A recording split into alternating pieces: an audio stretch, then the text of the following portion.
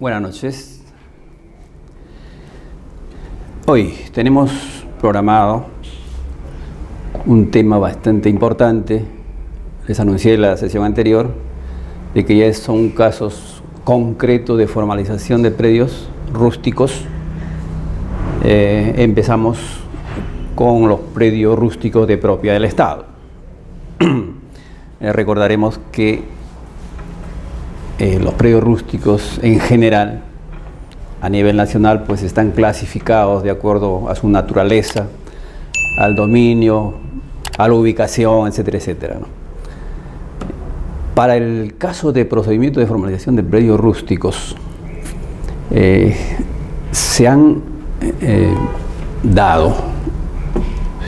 promulgado normas muy especiales que tienen por finalidad la titulación de estos predios en forma masiva y utilizando un procedimiento bastante expeditivo que en el transcurso de esta sesión vamos a conocerlo en detalle, pero que tiene pues como objeto, como le decía, otorgar el derecho de propiedad sobre las tierras que están ya en uso, que están en explotación económica, a favor de sus poseedores, quienes a través del ejercicio continuo de esta práctica, de esta explotación, han ganado ya su derecho a la titulación. Por eso que utilizamos siempre el procedimiento de formalización de predios rústicos, que no viene a ser otra cosa que un procedimiento expeditivo que nos permite verificar el cumplimiento de los requisitos e inmediatamente se otorgan los títulos de propiedad. Es necesario también recordar. Se quedó en propiedad, cierra la puerta. Es necesario recordar que estos procedimientos, como anunciamos o comentamos en una sesión anterior, se han promulgado sobre una base política quizás, que en su momento pues tuvo bastante relieve e importancia. Nos estamos refiriendo a esa coyuntura especial que se vivió en nuestro país cuando se quería suscribir el Tratado de Libre Comercio con Estados Unidos. En esa coyuntura es que el Perú necesitaba demostrar a Estados Unidos que era un país organizado, que era un país de propietarios en su mayoría, cosa que garantizaba pues una relación mucho más equitativa con respecto al país más desarrollado del mundo, Estados Unidos. Es por eso que estas normas de formalización de la propiedad, tanto urbana como rural, se dan en ese marco, normas bastante expeditivas que tienen pues por finalidad otorgar títulos de propiedad a quienes ya en la práctica han obtenido ese derecho. No vamos a tocar obviamente el procedimiento individual, porque este procedimiento está pensado para la formalización masiva, es decir, en conjunto de todos los predios ubicados en un determinado ámbito geográfico que para el efecto se denomina pues unidad territorial. Y estaríamos hablando, por ejemplo, del ámbito de un distrito, todo un distrito que puede ser sometido a la formalización de los predios existentes en ese ámbito. Estaríamos hablando entonces de la formalización de la unidad territorial X, ¿no? Un nombre concreto del distrito. También puede ser un valle completo, ¿no?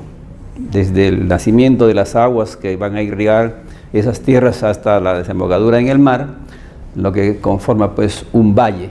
O sea, todos los predios ubicados en ese valle pueden ser también, o toda esa zona, todo ese sector puede ser identificado como una unidad territorial sometida a formalización.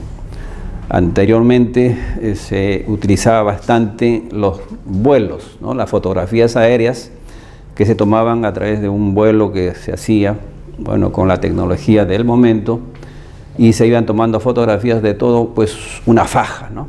Amplia de territorio, que luego era sometido a un proceso para que esas fotografías se conviertan en una especie pues, de planos, ¿cierto? Que con un procedimiento especial, efectivamente pues se transformaban en planos que servían para la titulación. Entonces todo lo que abarcaba, toda la extensión que quedaba bajo la fotografía aérea que se ha tomado, también puede ser pues ahora conocida como una unidad territorial. Entonces este concepto quiero remarcarlo porque es importante. En la norma que vamos a comentar y que pues ustedes consultar, siempre van a encontrar esa denominación, unidad territorial. Entonces ya tienen una idea que la unidad territorial es un ámbito, ¿no?, geográfico que la entidad formalizadora ha identificado como la que va a ser materia de formalización. Vamos a ver los conceptos que tenemos acá. Aspectos generales de la formalización. Hemos venido comentando el decreto legislativo 1089. Esta es la norma especial, la principal que está legislando, que está normando este procedimiento de formalización de la propiedad rural. Por supuesto que es una norma muy general que ha sido reglamentada, ya más específicamente, por el Decreto Supremo 032/2008 vivienda. Esta norma, este decreto que se publicó el 14 de diciembre del año 2008, marcó también el inicio de la vigencia del Decreto Legislativo 1089. Este decreto legislativo crea un procedimiento especial de titulación, ¿ya?, conocida pues como la norma que permitió en su momento a COFOPRI dedicarse, ¿no?, ser la entidad competente exclusiva para la aplicación de esta norma con la finalidad de formalizar y titular los predios rústicos. Un régimen temporal y extraordinario de formalización, que así se denominó, por 4 años. Cuando, si se promulgó, entró en vigencia en el 2008, obviamente en el 2012 ya culminó este plazo, ¿no?, de vigencia de este decreto legislativo. Sin embargo, esta norma previó, o sea, consideró que el marco legal, ¿no?, vigente desde el 15 de diciembre de 2008, creó o dio origen a un procedimiento especial de titulación, y que este procedimiento, lo dice la propia norma, tiene vigencia independiente del marco legal. O sea, el decreto legislativo tiene una vigencia de 4 años, sin embargo, el procedimiento especial que generó esta norma tiene vida propia, ¿sí? No se extingue igual que la norma en 4 años, no, está vigente todavía justamente por efecto de este dispositivo. El objeto de la ley: se declaró de interés público la formalización y titulación de predios rústicos y tierras eriazas habilitadas. Tierras eriazas habilitadas ya no es novedad para ustedes, porque en la sesión anterior hemos tratado y hemos expuesto sobre el procedimiento de formalización y titulación de tierras eriazas habilitadas, ¿no? Perdón, profesor, cuando usted le decía entonces que el reglamento está vigente actualmente a pesar que el decreto legislativo ya venció. Efectivamente. En la nota que hemos puesto ahí en esa diapositiva, si lo tienen ahí, dice: nota, el procedimiento especial de titulación tiene vigencia independientemente del régimen temporal extraordinario de titulación. El decreto legislativo, como lo vamos a reiterar, crea un régimen temporal de 4 años. Se inicia el 15 de diciembre del 2008. Entonces, en diciembre de 2012, esta norma cumple su periodo de vigencia. Sin embargo, el procedimiento especial de titulación continúa vigente por efecto de esta disposición contenida precisamente en esta norma. Aquí se remarca eso, ¿no? Créase un régimen temporal extraordinario de formalización y titulación de predios rústicos y tierras eriazas habilitadas a nivel nacional por el plazo dispuesto en el artículo 1, es decir, por 4 años. El Decreto Supremo 032/2008, que lo reglamenta, establece un procedimiento especial de titulación cuya vigencia es independiente del plazo extraordinario del decreto legislativo. Se encuentra vigente. Por eso es que se aplica, ¿no?, el procedimiento creado por el decreto legislativo 1089, está vigente y se aplica y se sigue titulando, utilizando o por medio de este procedimiento.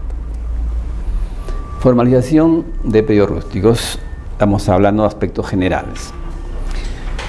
El régimen temporal. Las acciones de formalización de la propiedad se inician de oficio y de manera progresiva sobre las unidades territoriales. Como ya lo hemos expuesto, la unidad territorial es un espacio geográfico, ¿no?, que es identificado por la entidad competente para formalizar todos los predios que se encuentran dentro de ese ámbito. Puede ser, como decíamos, el ámbito de un distrito, de un valle, de un proyecto de vuelo, etc.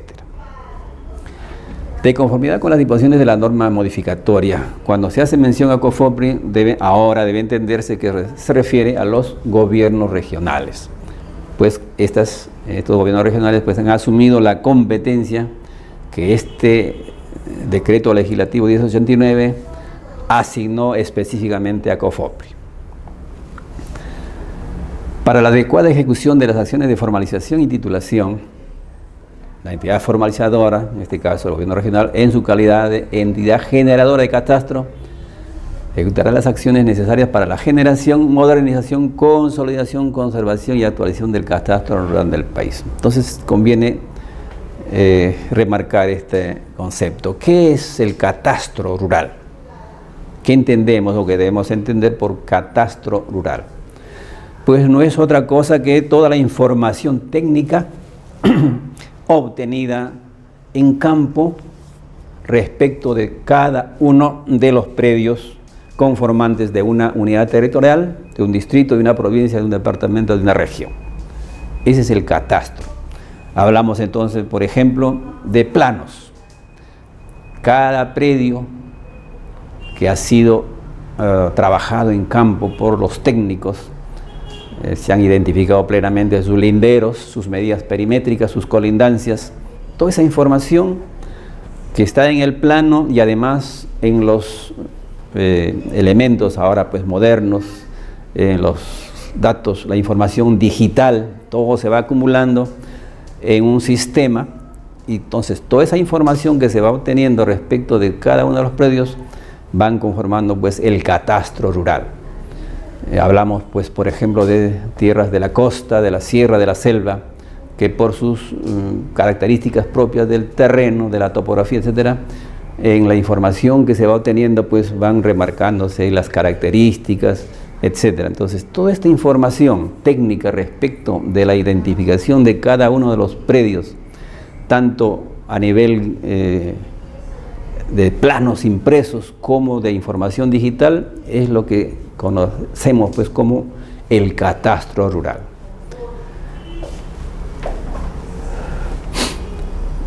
Entonces, la entidad generadora de catastro, ¿quién es? Es justamente pues la entidad que va a proceder o que ejecuta el procedimiento de formalización y titulación. En este caso estamos hablando de los gobiernos regionales y el Ministerio de Agricultura, que ambos en este caso están pues aplicando las normas de formalización y titulación, para cuyo efecto es indispensable y necesario hacer el levantamiento topográfico y catastral de cada uno de los predios que van a ser sometidos a formalización y titulación. También se habla de modernización del catastro. La modernización no viene a ser pues sino el levantamiento catastral efectuado mediante los instrumentos, ¿no?, modernos, lo que se llama la tecnología de punta que utiliza actualmente, ha permitido pues a los técnicos obtener una información mucho más precisa de los predios. Si comparamos con pues, los comienzos de este trabajo de formalización del año 50, por decir, ahí los técnicos trabajaban con brújulas. Ellos, si tenían un predio X,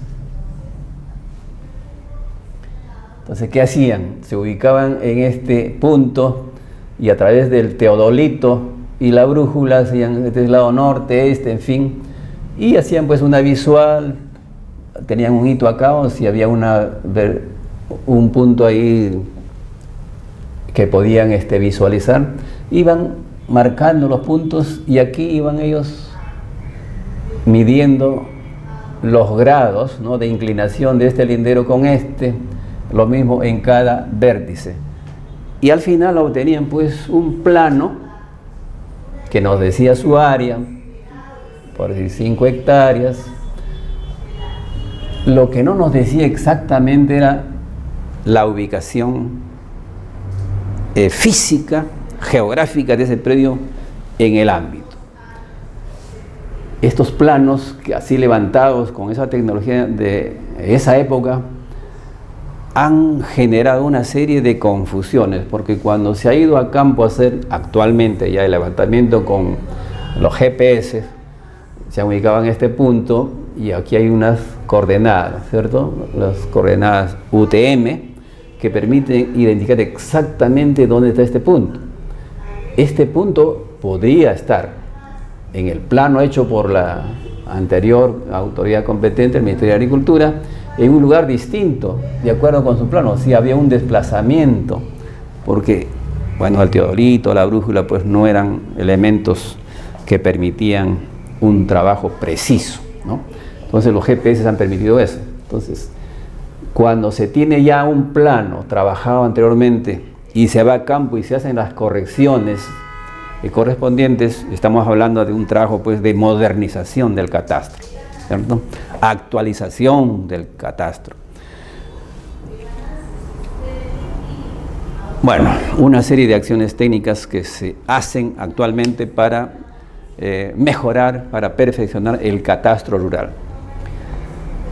¿Dónde se aplican estas normas? Dicen, los procedimientos establecidos en el presente reglamento, estamos hablando del Decreto Supremo 032/2008, sobre formalización y titulación de predios rústicos y tierras agrícolas habilitadas en propiedad del Estado, también se aplican en los procedimientos de declaración de propiedad por prescripción adquisitiva de dominio en predios rústicos, en los procedimientos de reversión de predios rústicos adjudicados a título oneroso, que actualmente se encuentran ocupados por asentamientos humanos. O sea, en general, ¿no?, estamos identificando entonces algunos procedimientos en los que se aplica este procedimiento especial de titulación.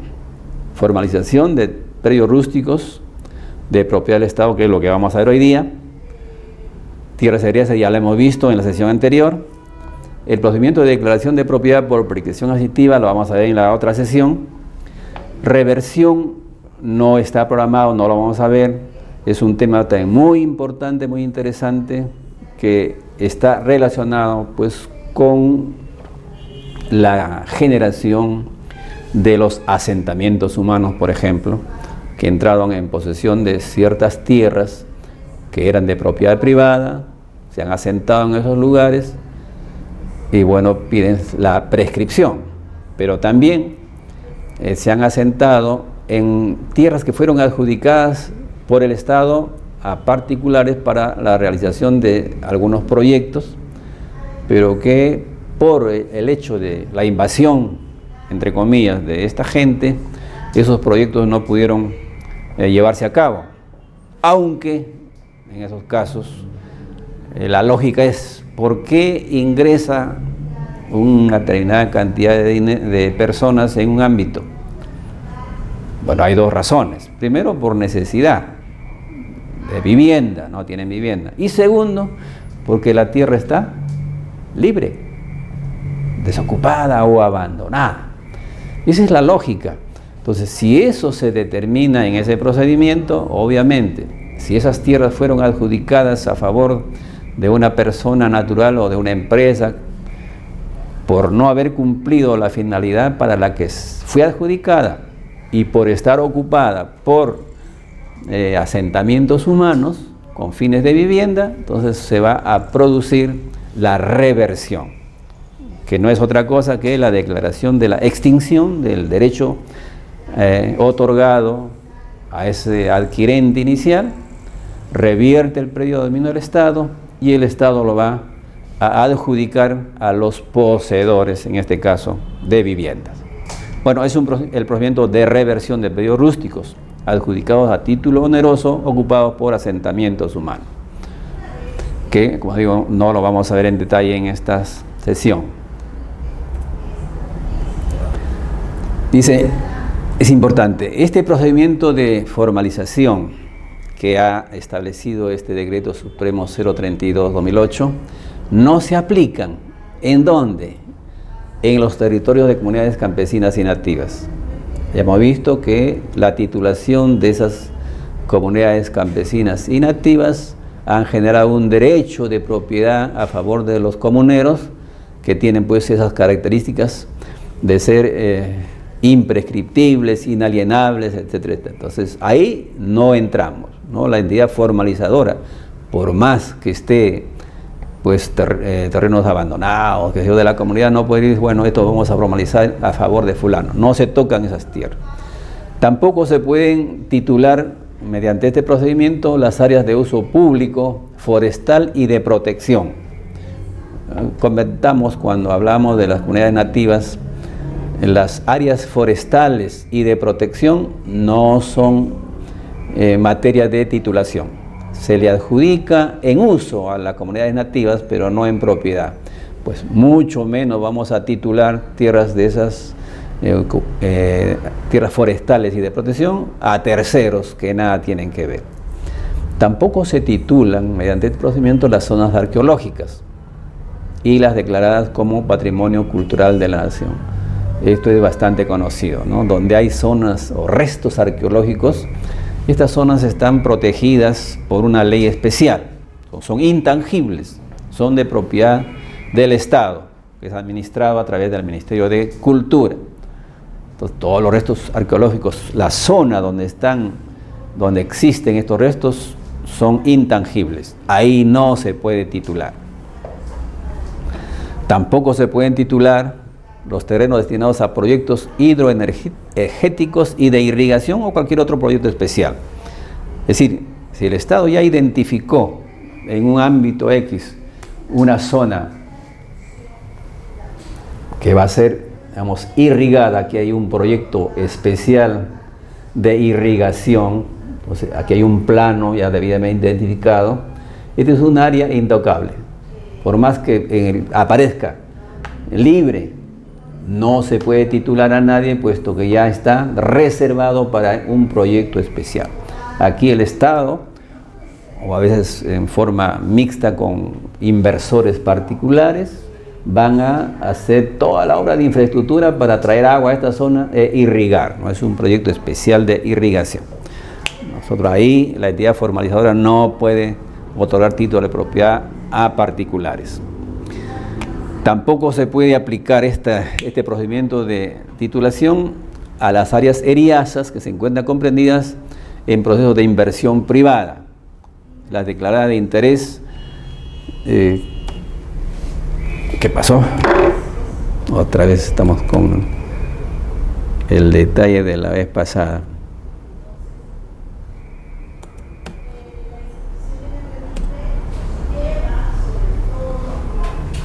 ¿Usted conoce algo de esto? A ver.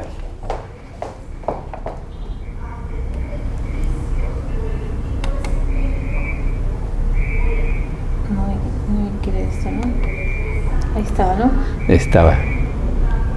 Creo que retrocedemos.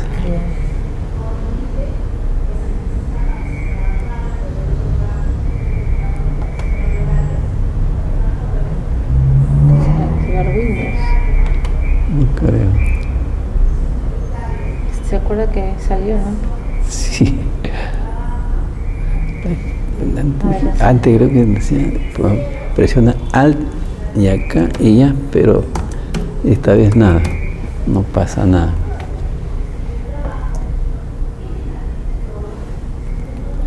Debe estar mal la computadora porque No sé qué. no tiene. Está ahí.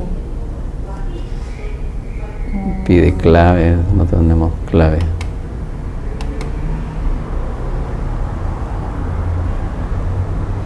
PC y diapositivas, ¿eh?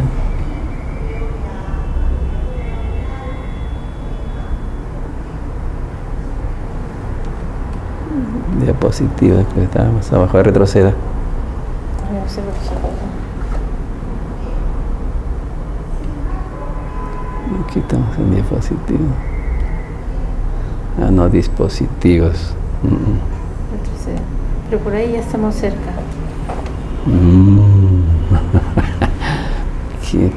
¿Qué pasó? Escritura. Escritura no Vamos a crea. poner hace un rato salió, ¿no? ¿Se acuerda? Tampoco. Pantalla de bloqueo. A ver. Está bloqueada.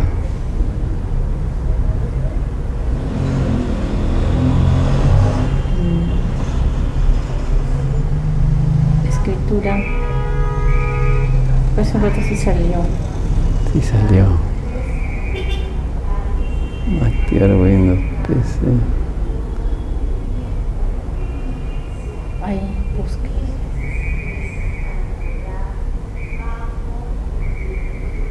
Me llamo al joven. Sí, hay que llamarle. Sí.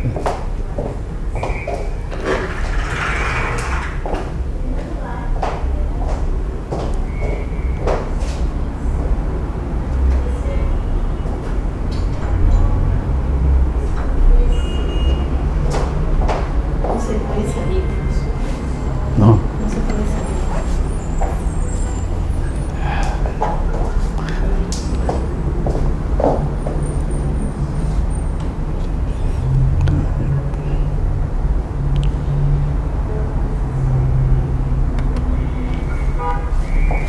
A ver si puede. Sí. Cuidado. Cuidado con el cableo. Perdón. Chao.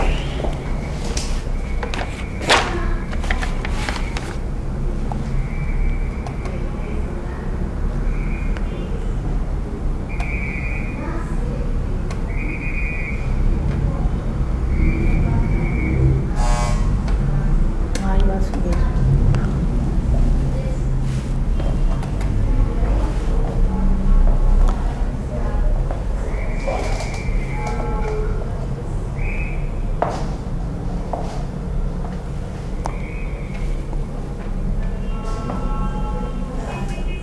Don Carlos. ¿Sabe que la PC está que falla? No podemos.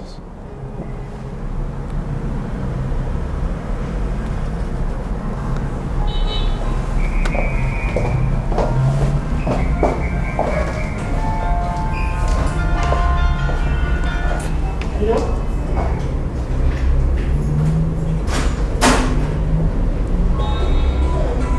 Sí, señor. Pasa.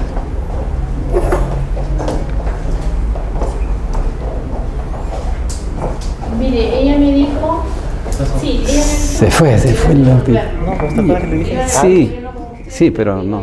Ya particular no podía. Yo le dije, Oye, lo he hecho un montón de veces. Ah, pero las dos, simultáneamente. Alt y tap. porque ya había hablado con usted. Simultáneamente. No, pero voy a hacer eso pues Es lo que me ha dicho. ¿Y a qué se debe? ¿Por qué se va? Es que usted no lo presiona bien.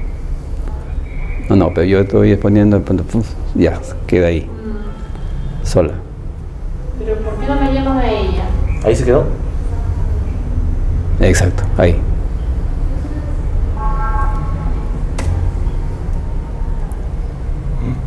Se perdió.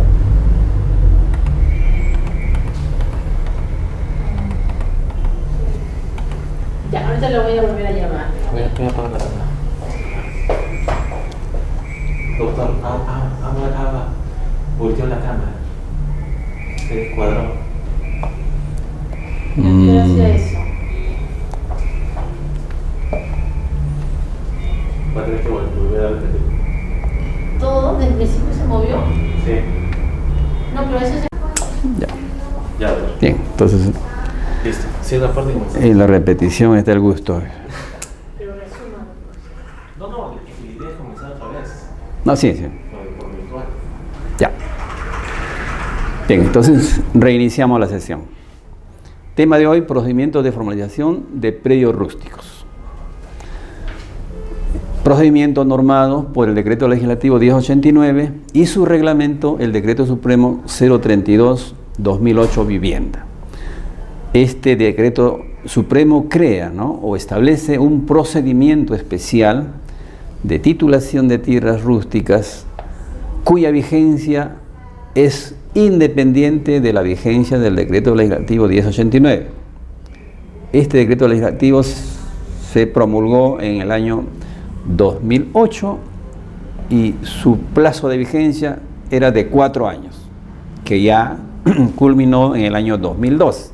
Sin embargo, el procedimiento que crea pues su reglamento está vigente y es precisamente este procedimiento el que permite que la entidad formalizadora continúe la titulación de los predios rústicos.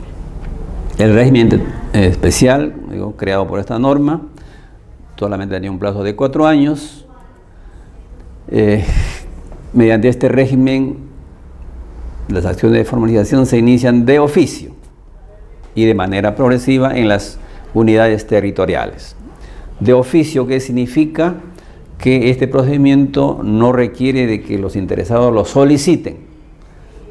Por efecto de la norma, la entidad formalizadora tiene que empezar este procedimiento de titulación de oficio mediante una programación especial que ellos hacen determinando la unidad territorial que va a ser sometida a formalización y haciendo todos los pasos que luego vamos a ver para concluir pues con la expedición de los títulos de propiedad a favor de los poseedores.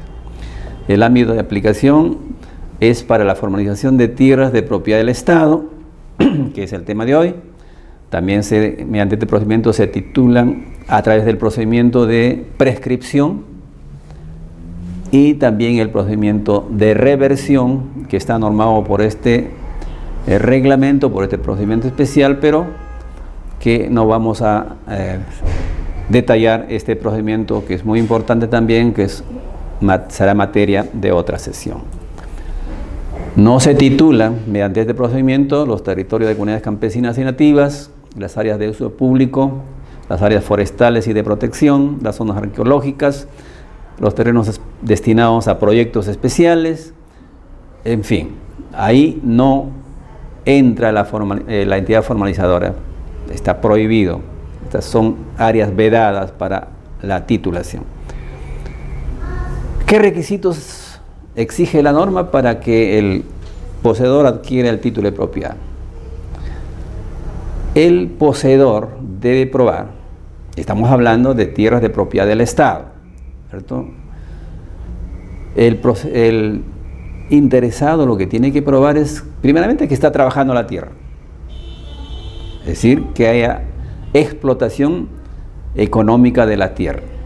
Obviamente que se ejercite la posesión directa, continua, sin interrupciones, por un plazo no menor de 1 año, cuando se trata de tierras de propiedad del Estado, y no menor de 5 años, cuando se trata de formalizar y titular por prescripción áreas de propiedad de particulares.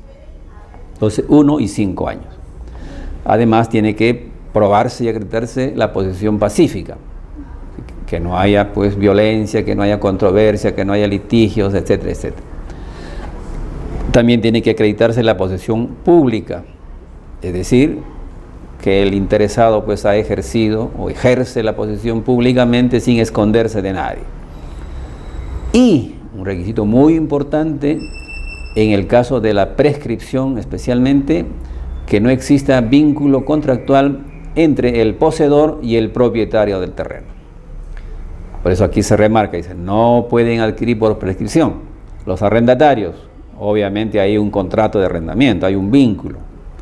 Los comodatarios, igual, el titular ha cedido las tierras temporalmente al poseedor, con la obligación de devolverlo después. Los usufructuarios o aquellos que se encuentran bajo cualquier modalidad contractual, salvo que se pierda dicha calidad y cumplan con los requisitos señalados. Caso del arrendatario, por ejemplo, ¿no? Si el arrendamiento es por 5 años, se cumplieron los 5 años y no se renovó el contrato, no se prolongó, el arrendatario ya no tiene un vínculo porque su plazo ya caducó, el propietario no se interesó, dejó las cosas como estaban, el arrendatario empezó a hacer trabajos ya como si fuera el propietario, empezó a pagar el impuesto predial, etcétera, etcétera, a su nombre, empezó a construir su vivienda, pozas de almacenamiento de agua, con su propio recurso, etcétera. Es decir, empezó a actuar como un verdadero propietario. Dejó de ser arrendatario, entonces, por los hechos, ¿no?, que suceden después, él va a demostrar que ya no está actuando como arrendatario, sino como un poseedor con el deseo de adquirir la propiedad de ese terreno. Es lo que nos dice acá. ¿Qué pruebas debe presentar el poseedor, el interesado? 2 tipos de pruebas que señala la norma. Una prueba llamada obligatoria y una prueba complementaria. La prueba obligatoria pueden ser cualquiera de las 3 que se menciona acá. De todos los colindantes o 6 vecinos. Es decir, el terreno obviamente tiene colindantes.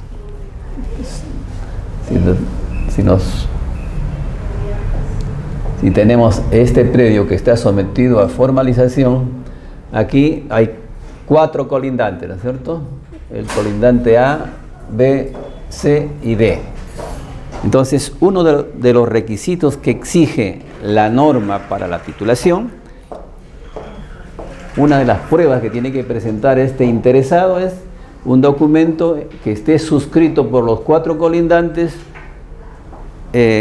manifestando ellos que sí, conocen al poseedor, al señor que ya trabaja pues 5, 10 años. Entonces, ese es una de las pruebas obligatorias que puede presentar el interesado. Bueno, sí. ¿Y eso?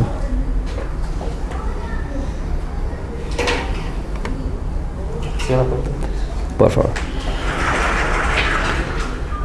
Otra prueba obligatoria que puede ser, o sea, la alternativa es una de las 3. Dice una constancia expedida por los colindantes o 6 vecinos. Si no lo firman los 4 colindantes, porque a veces ocurre que hay cierta rivalidad entre los colindantes, dice, no, yo no te voy a firmar, ¿no?, la constancia. Entonces, ¿qué hace? El interesado recurre a otros vecinos, porque toda esta zona está llena de predios, ¿cierto? Es una zona agrícola y hay parcelas por todos lados.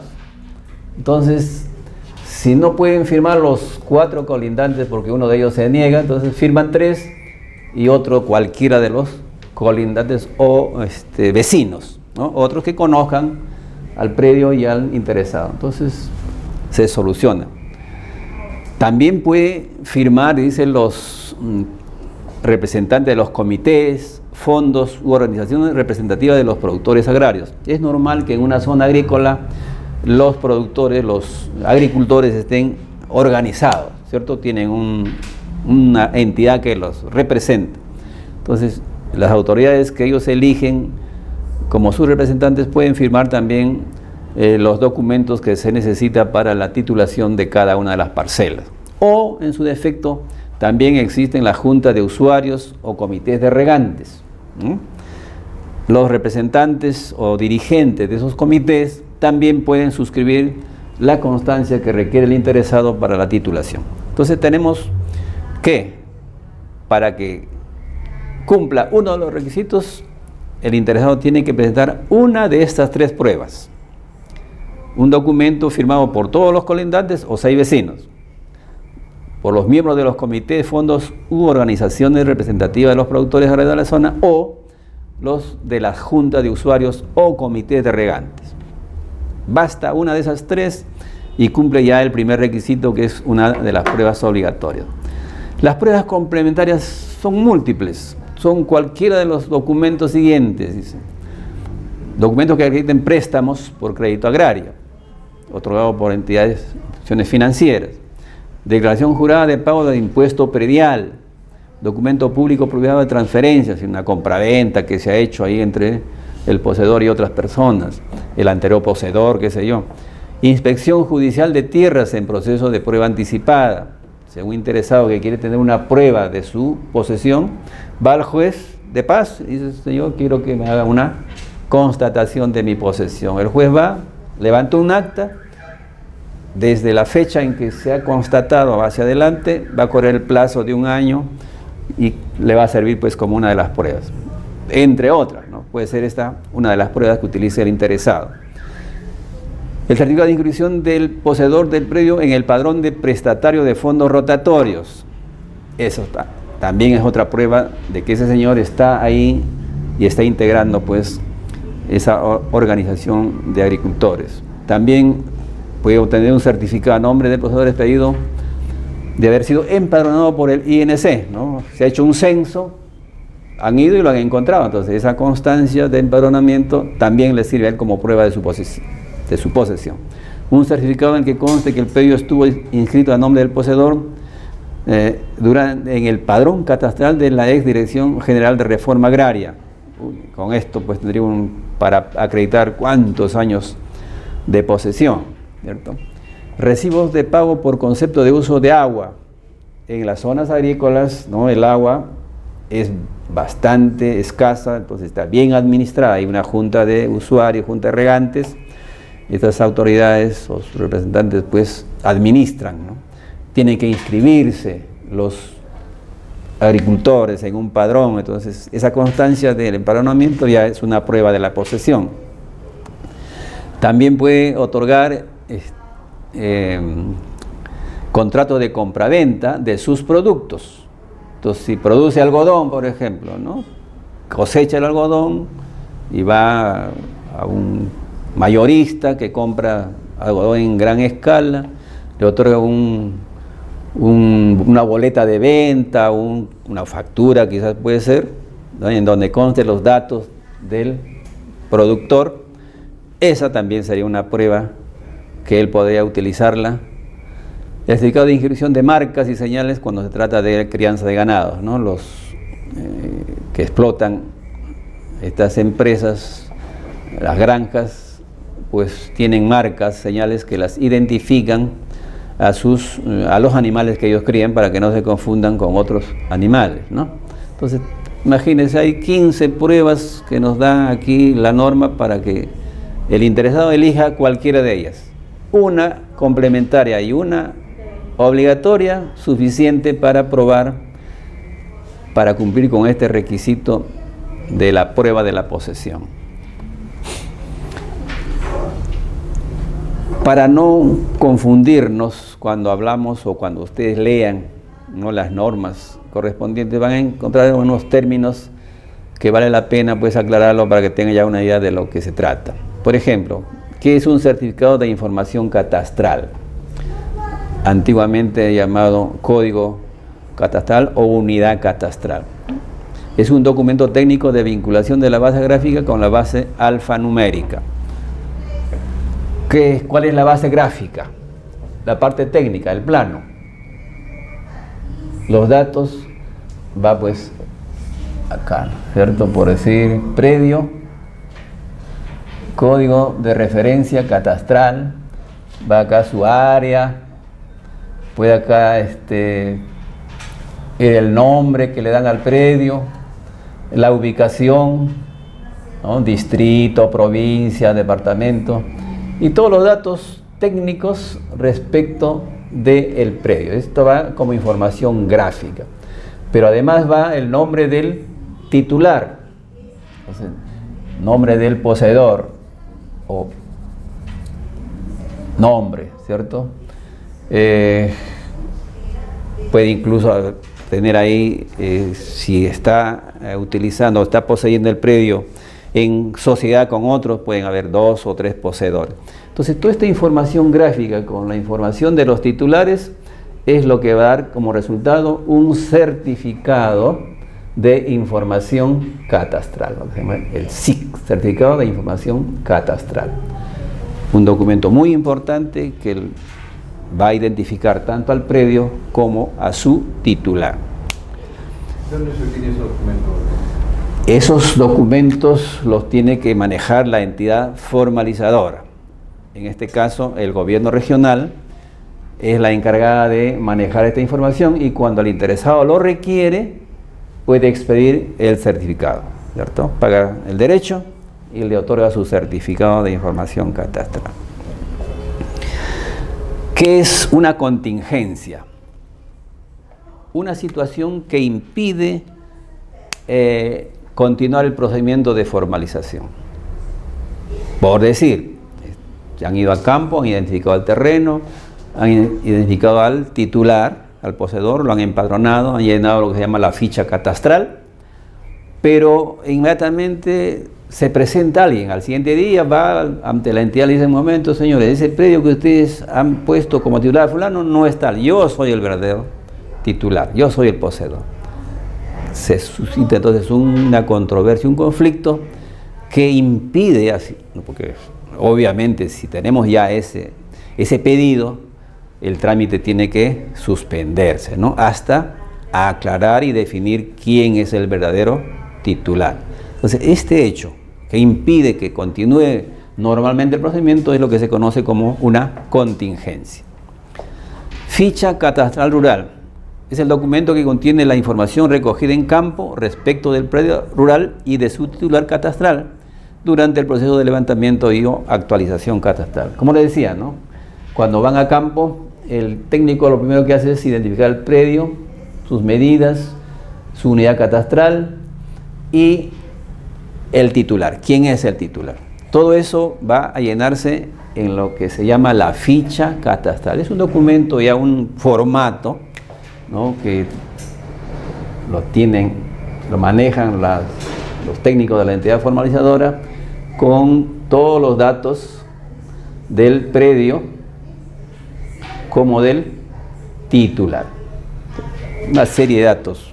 Todos esos datos están contenidos acá en la ficha catastral. Información catastral es la representación gráfica y alfanumérica, es lo que hemos explicado. Instrumento de formalización. ¿Qué son? Son los títulos de propiedad. También pueden ser títulos de afectación en uso, título de saneamiento de propiedad, instrumento de rectificación, certificado de declaración de propiedad y todo aquel instrumento que se emita en el ámbito de la formalización de la propiedad a fin de sanear e inscribir la titularidad de los predios, los cuales tienen mérito suficiente para su inscripción registral. Entonces, de aquí podemos ya ir sacando una idea. La entidad formalizadora no solo puede expedir títulos de propiedad, también puede emitir títulos de afectación en uso, no en propiedad, sino en uso. Es un documento que le va a permitir al interesado, al usuario, trabajar y explotar esas tierras, pero como usuario, no como propietario. Título de saneamiento de propiedad, ¿qué es? No es sino un documento que va a complementar un título ya existente. Por decir, el Ministerio de Agricultura emitió un título de propiedad sobre esta área en el año 1950, con un área que no es la real, un área aproximada. Es decir, el distrito que antes se llamaba San José, ahora tiene otro nombre. Es decir, este título emitido hace mucho tiempo adolece de defectos que si se presenta así como está, el registrador lo va a observar y no se va a inscribir el título. Entonces, ese derecho de propiedad que ya está otorgado, para que pueda inscribirse, se requiere de lo que se llama pues un título de saneamiento. La entidad formalizadora va a emitir un documento complementario en el cual va a precisar la extensión, etcétera, etcétera, de manera que juntos van a ingresar al registro público. Ese es un título de saneamiento de la propiedad. Instrumento de rectificación. Hay muchos casos en los que el predio y generalmente los titulados anteriormente por el Ministerio de Cultura, como les decíamos, no tienen pues datos exactos, especialmente en lo que corresponde a su área. El título dice un área de 5 hectáreas, pero cuando se ha ido a campo, se ha hecho el levantamiento catastral actual con la tecnología moderna, se ha obtenido que el área real es de 4.5 hectáreas, menos.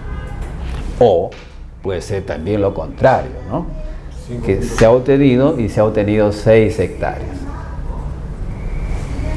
Estas diferencias de áreas y medidas que aparentemente, pues bueno, no tienen mucha importancia. Sí, hay casos en los que se han producido hechos increíbles.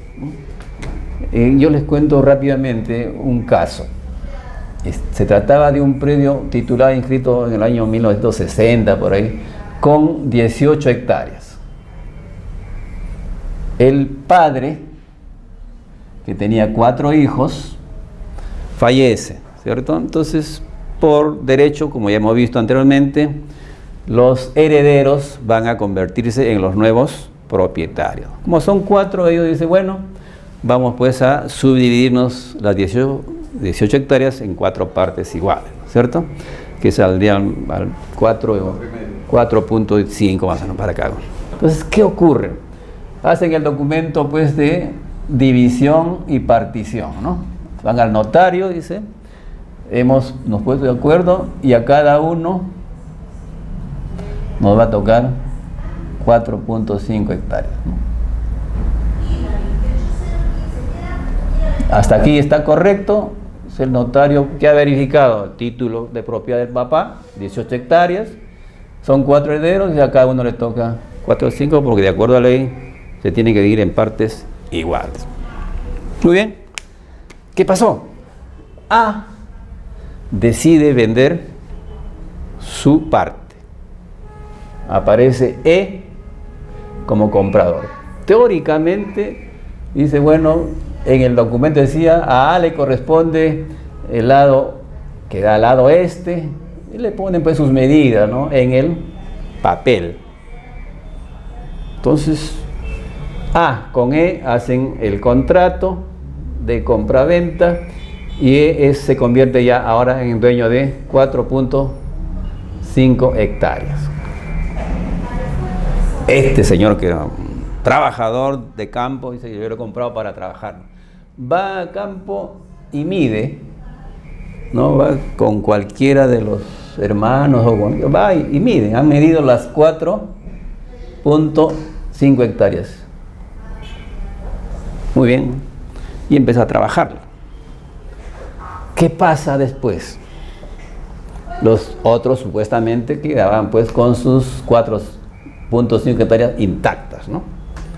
Vamos a exagerar un poco para que se den cuenta del detalle. Luego B hace lo propio, vende su terreno mediante un contrato a F. F se va a campo y empieza a medir sus 4.5 hectáreas. Luego C hace lo propio y mide sus 4.5 hectáreas. ¿Qué se observa ahí? Que D prácticamente se queda ya sin parte, ¿cierto? ¿Qué ha pasado acá? Pues sucedió que el predio no tenía pues 18 hectáreas. Su área real era menos. Pero como el título decía 18 hectáreas, bueno, pues mi papel, todos conformes, pero cuando uno empieza a tomar posesión de las 4 que le corresponden, el último se queda. Este es uno de las consecuencias que puede tener un predio titulado antiguamente que no ha sido actualizada la información catastral y conserva datos que no corresponden a la realidad. ¿Cómo se solucionó ese problema? Aquí hubo un gran problema, los compradores que no tenían la culpa, ¿cierto? Ellos hicieron valer pues su derecho y finalmente entre hermanos tuvieron que indemnizarle al último, ¿cierto? No. Quedaron pues como hermanos, ¿no? Pero se suscitó un conflicto, ¿no? Evidentemente. Entonces, eso es lo que ocurre cuando hay que hacer pues una rectificación. Hablamos de un instrumento de rectificación, es aquel que determina exactamente el área real, ¿no? No la que dice el título, que puede estar equivocado. Levantamiento catastral, un trabajo técnico de campo.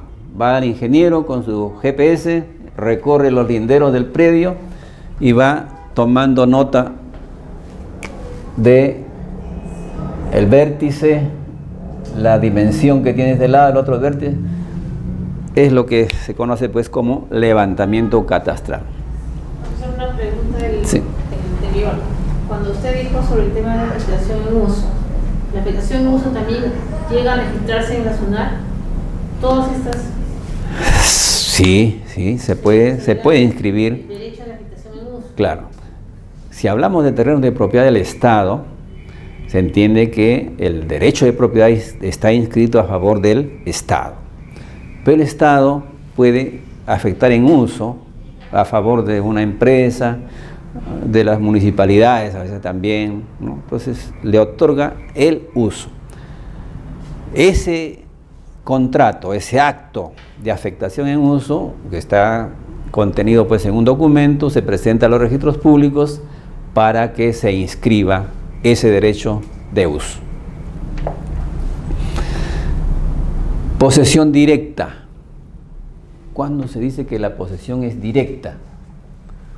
Cuando quien trabaja la tierra es el propio poseedor.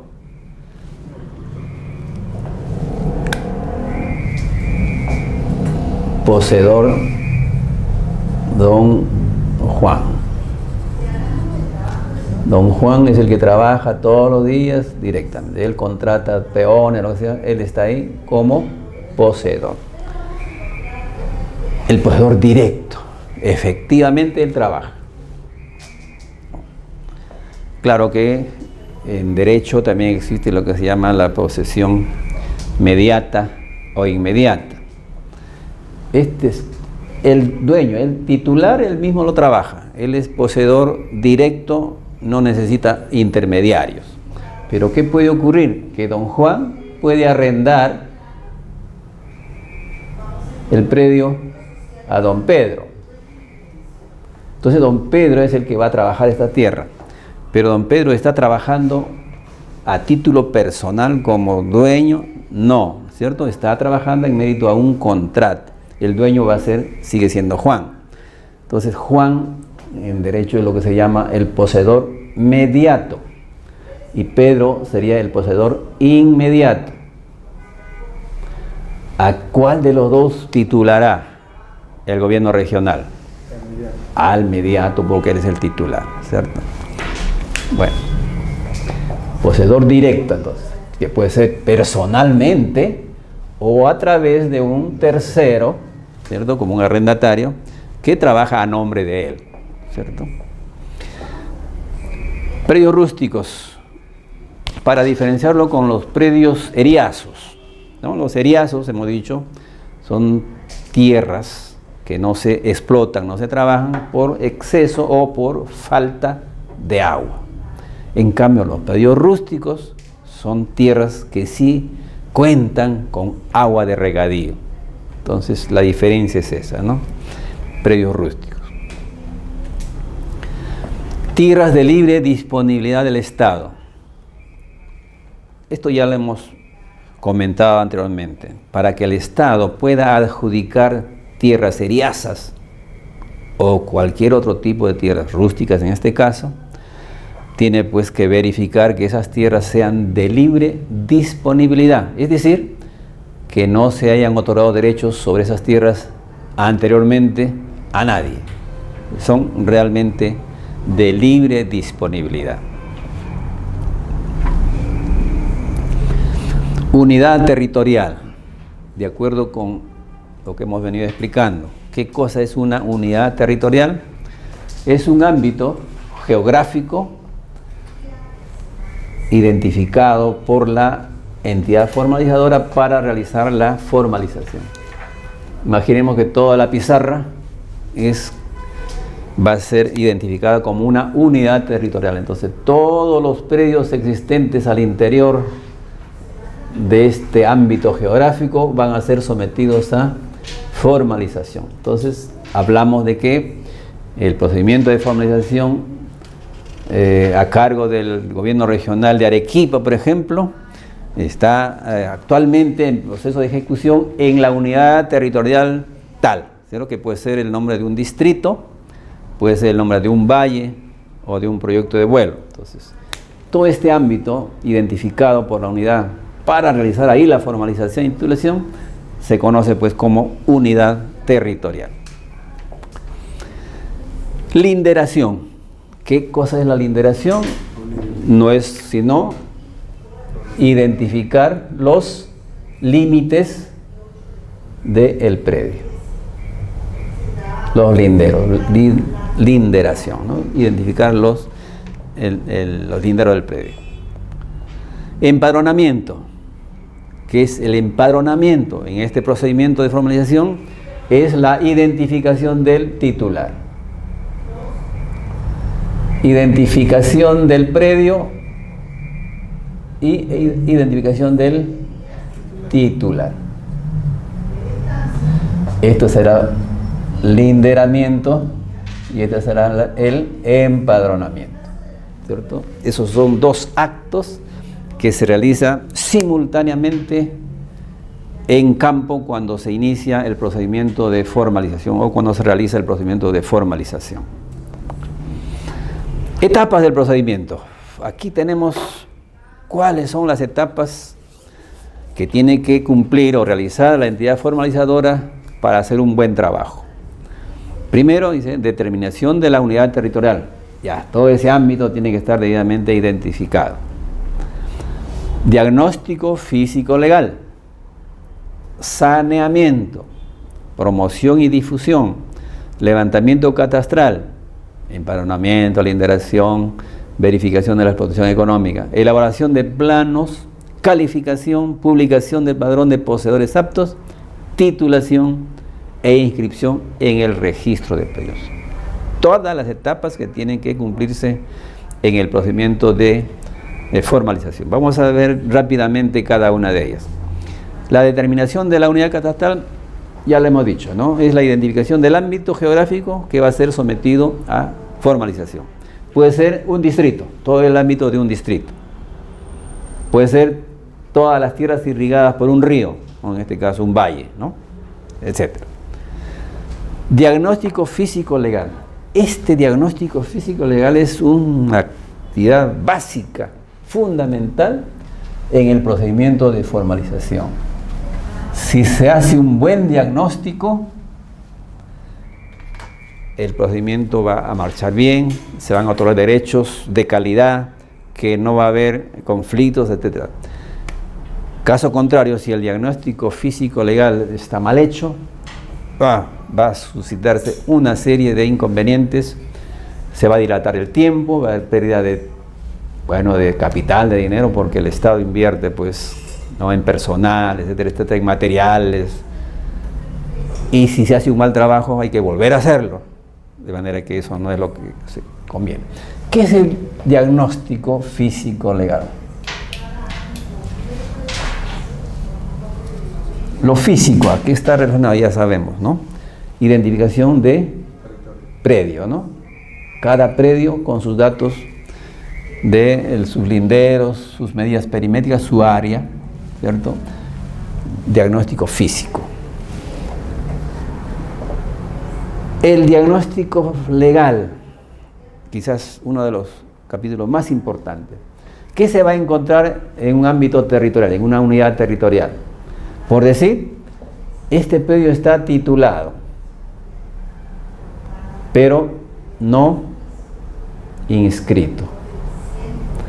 Este está titulado e inscrito. Esto ni titulado ni inscrito, ¿no? Por aquí va a haber otro titulado no inscrito. Es decir, va a haber una gama de realidades. Puede ser que este predio esté afectado en uso. Es decir, una serie de datos que se tiene que obtener en este trabajo previo de diagnóstico físico legal. ¿Para qué se requiere esto? Porque si se trata de un predio titulado no inscrito, obviamente ya hay un derecho de propiedad otorgado por el Estado, estamos hablando de tierra de propiedad del Estado, ya pues no se cambia, ¿no? Y ese derecho fue otorgado. ¿Qué va a hacer la entidad formalizadora? Como decíamos en el caso anterior, verificar si los datos del título son correctos.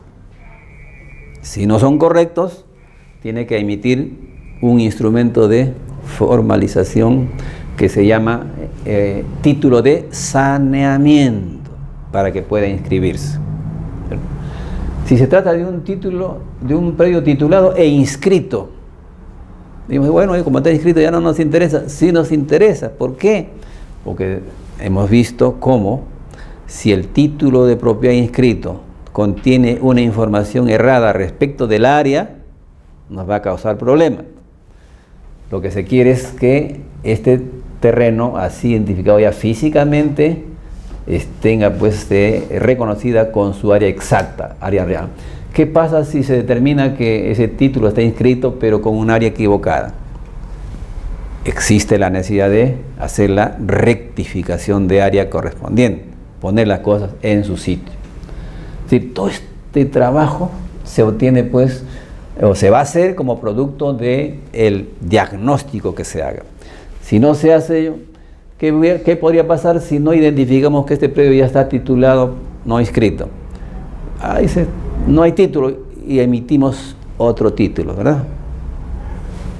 Si no tuviéramos la certeza de que esto ya está titulado, vamos a emitir otro título, porque ese es nuestro trabajo, dice, ¿no? Sin embargo, imagínense el error en que caeríamos. Y mucho más si ya está inscrito inclusive. Otorgamos un nuevo título a un nuevo poseedor, porque lo encontramos ahí, dice, sí, yo estoy trabajando acá, todo el mundo me conoce, trabajo ya 20 años acá, pero no tengo título. Entonces te damos tu título. Pues le das un título, va a registro público, ¿sí? ¿Qué pasa? Y el registrador va a decir, no, este terreno ya está titulado e inscrito a nombre de fulano tal, otra persona. ¿Qué hemos hecho ahí? Un mal trabajo, pues, porque no hemos debido emitir título de propiedad. ¿Por qué? Porque se trata de una propiedad ya privada, ¿no es cierto? Ya no es del Estado, ya se otorgó un derecho de propiedad a otra persona. Por tanto, aquí, ese señor que dice que lo trabaja 20 años, que puede ser cierto, ¿qué es lo que corresponde hacer acá? No una titulación, sino un procedimiento de prescripción, ¿cierto? Entonces, toda esa realidad existente en la unidad territorial tiene que conocerse a través del diagnóstico físico legal. Es como decían los técnicos, es como una fotografía del momento. Esta unidad territorial, en este momento, ¿qué tiene? ¿Qué contiene? ¿Cuántos predios tiene en total? Pues miles de predios. ¿Cuántos de ellos están inscritos? Una cantidad. ¿Cuántos están inscritos? Titulados y no inscritos, tantos. ¿Cuántos no tienen título? Tantos. Es decir, todo eso es una información indispensable para el procedimiento. Hecho el diagnóstico físico-legal, viene pues la etapa de saneamiento, ¿cierto? Si aquí hay un título no inscrito, hay que inscribirlo, emitiendo el instrumento de rectificación si es necesario, ¿cierto? Para que pueda inscribirse. Este título ya está inscrito, este predio, pero tiene un área equivocada. Hay que rectificar y establecer el área precisa. Todo esto es un trabajo de saneamiento, ¿verdad? Es un trabajo importante. Eso se hace al margen, ¿no es cierto? En gabinetes, se va a registros. Entonces, ese trabajo le interesa a estos poseedores, no le interesa porque con ellos no es el problema, ¿no? Pero la gran mayoría está en situación de poseedor, no tiene ni título, mucho menos inscrito. Entonces, para ellos viene la siguiente etapa, que es la promoción y difusión del procedimiento. En esta etapa se da a conocer, pues, los beneficios de la titulación, ¿cierto? Y además se le indicará, ¿no?, cuándo se empieza el trabajo en campo en la zona tal, para que estén presentes todos los interesados. Esa es la etapa de promoción y difusión.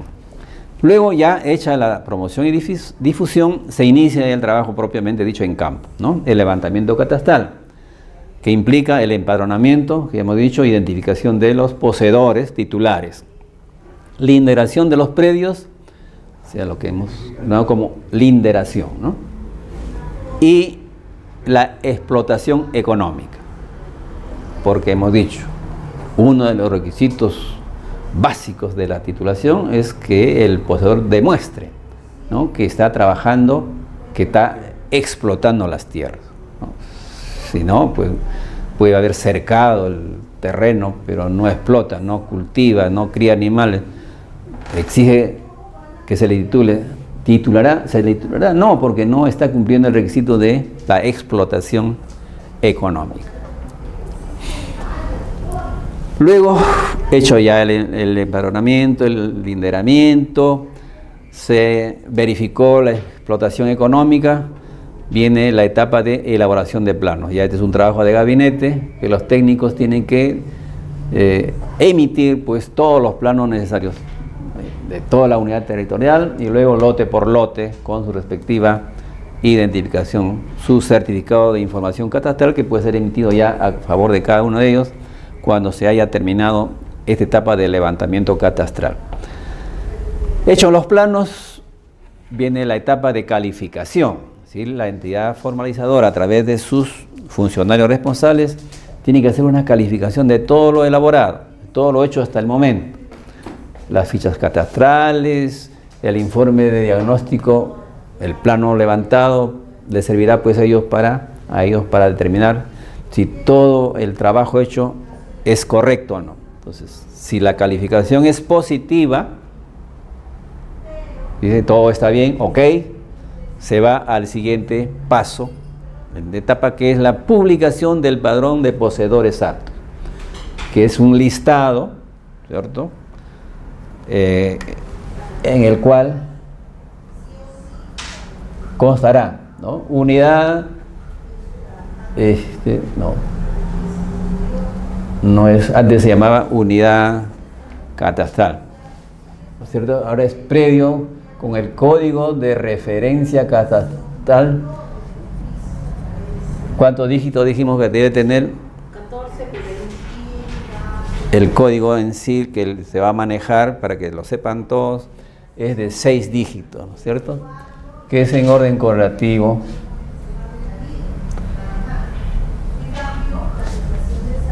Área, será titular, etc. Todo esto se tiene que publicar en carteles grandes para que todos se enteren de que en esa zona, pues, se está titulando y se va a titular este código catastral que tiene tanto, que en el plano va a estar identificado también, a favor del señor fulano de tal, para que sepan todos. ¿Con qué finalidad? Con la finalidad de que, si es que algún interesado o alguien que se considere afectado, ¿no?, por la titulación que se va a hacer de esto, interponga sus recursos correspondientes, ¿cierto? Si alguien que considera, pues, que puede ser caso de hermanos, por ejemplo, ¿no? Hay un hermano que sí trabajó, los otros hermanos se fueron a otro lugar, entonces la titulación, de acuerdo con nuestras normas, debe hacerse ¿a quién? Al que trabaja realmente la tierra, al poseedor directo, ¿no? Entonces el otro hermano que se siente afectado dice, porque eso fue del papá, aunque no tiene ningún título, simplemente dice, el papá lo trabajó efectivamente antes, pero no tenía ningún título de propiedad. Entonces esas tierras sin título de propiedad son del Estado, ¿cierto? Entonces, como propiedad del Estado, el Estado lo va a titular ahora sí a favor de quien lo está trabajando. Entonces el otro hermano, sintiéndose afectado, puede impugnar, ¿no es cierto?, el padrón. Dijo, no, me opongo, este terreno no es de mi hermano, es de todos. Entonces ahí tiene que resolverse. Esa es la finalidad de la publicación del padrón de poseedores aptos. Si nadie se opone, todo el padrón ok, viene la siguiente etapa, la titulación. Empieza a emitirse los títulos de propiedad y cuando corresponde serán los títulos de rectificación y los títulos de saneamiento para que se puedan inscribir los ya titulados, ¿cierto? Pero el caso concreto de los que no tienen título van a ser favorecidos con el título que se emite. Y inmediatamente esos títulos son presentados al registro público para que en el registro de predios quede inscrito el derecho de propiedad sobre cada una de estas parcelas ya formalizadas. Ese es a grandes rasgos el procedimiento que debe seguirse para la formalización y titulación. Aquí remarcan algunos conceptos, ¿no? La unidad territorial está en función al ámbito de trabajo que se considere en el plan para desarrollar las actividades. Puede comprender los ámbitos de los planes de vuelo de un valle, de un distrito, dependiendo del universo de predios, demanda de la formalización, disponibilidad de recursos, etc. Hay varios criterios pues, que la entidad formalizadora tiene que utilizar para determinar cuál es el ámbito materia de formalización. ¿Tienen idea de lo que es el plan de vuelo? ¿Han escuchado ese comentario o ese término? Como decíamos, el plan de vuelo es un método que se utilizó anteriormente cuando no teníamos GPS. Entonces, por decir, acá había un valle, un río X, las parcelas a ambos lados, ¿no?, de los valles. Pero acá ya vienen los cerros. Entonces, efectivamente, se contrataba un avión, se proveían de unas máquinas fotográficas sofisticadas para la época y empezaban, ¿no? Empezaba el avión a pasar por acá y iba tomando las fotografías de todo esto, de esa tierra. Entonces, eso es lo que se conoce como un plan de vuelo. Y esas fotografías obtenidas durante ese vuelo pasaban a un procedimiento llamado de restitución fotogramétrica, un trabajo técnico de laboratorio que consistía pues en determinar ya los predios y su respectivo lindero, etcétera, ya en gabinete. Se emitían ya como unas negativas, ¿no?, unos carteles con el cual los técnicos ya iban a campo. Ya tenían la fotografía ahí convertida ya en predios, ¿no?, con sus linderos, iban a verificar, ¿sí?, ¿no?, encontraban, este predio es este de acá. Entonces ya lo identificaban, sacaban su área, identificaban al titular. ¿Sí? Todo este universo de predios, producto de un vuelo, de las fotografías tomadas en vuelo, y lo que se conoce como pues el plan de vuelo. ¿Cómo decía la prueba de restitución? ¿Perdón? ¿Cómo se llamaba esa prueba de restitución? Restitución fotogramétrica. Si me pregunta cómo se hacía, no lo sé. Pero solo sé que lo pasaban en el laboratorio y la fotografía que se tomaba ya salía en tremendos planos, ¿no? Eso ya está en desuso, ¿no? Ya está en desuso. Pero está en el archivo de la entidad formalizadora las fotografías, los planos emitidos en base a los planes de vuelo. Eso está en el archivo. Eso. También hay un archivo aerofotográfico por la Fuerza Aérea. Claro, claro. También trabajaban en conjunto. Sí, sí, sí. Eran pues los expertos, ¿no? Era un trabajo muy interesante. Pero a pesar de ello, pues, no siempre el resultado era pues óptimo, ¿no? Siempre habían fallas, errores. Diferente ahora, ¿no? Ahora tenemos pues los GPS que vamos caminando por el lindero, caminamos nomás, ¿no? Y ya se dibuja solito en el, ¿no? Y va al lavatorio y sale el plano, ya, exactamente, y con su área y todo, por el hecho de haber simplemente caminado por el lindero, ¿no? Con GPS. Con el GPS. A ver, vamos a seguir. El diagnóstico, ¿sí?, estudios físicos legales, antecedentes de dominio y registrales, superposiciones, condiciones de riego, identificando zonas arqueológicas, áreas naturales protegidas, zonas forestales, territorios comunales. ¿Sí? Dentro de este ámbito pues podemos encontrar toda esa gama de realidades ahí. Predios titulados, inscritos, no inscritos. Tendrá que hacerse pues un plano de diagnóstico que será suscrito por un abogado y un ingeniero. O sea, todo este trabajo en el ámbito, como producto de ello, se tiene que emitir un informe de diagnóstico físico-legal. Ese informe tiene que estar suscrito por un abogado y un ingeniero, que son los responsables de todo el trabajo hecho ahí, para que quede pues como parte del procedimiento.